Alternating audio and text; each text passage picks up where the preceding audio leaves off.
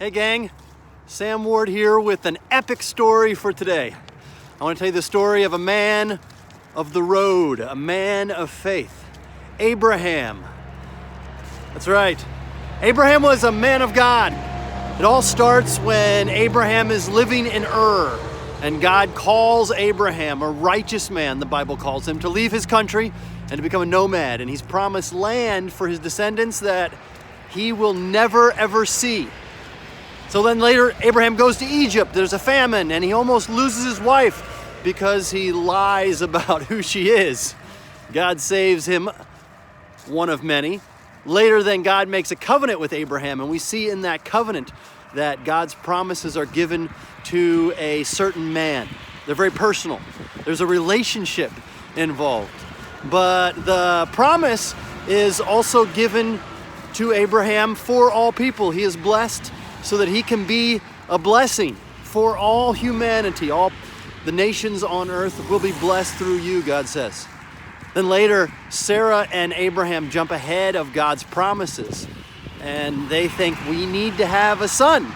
So Sarah gives her servant Hagar to Abraham, and they have a son named Ishmael, and that creates lots of problems, which are carrying on to today, right?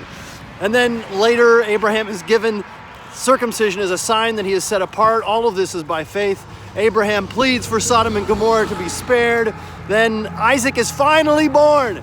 Abraham is 100 years old, and Abraham then later is tested by God when he's asked to give up his one and only son. God, of course, provides a ram in the thicket as a sacrifice.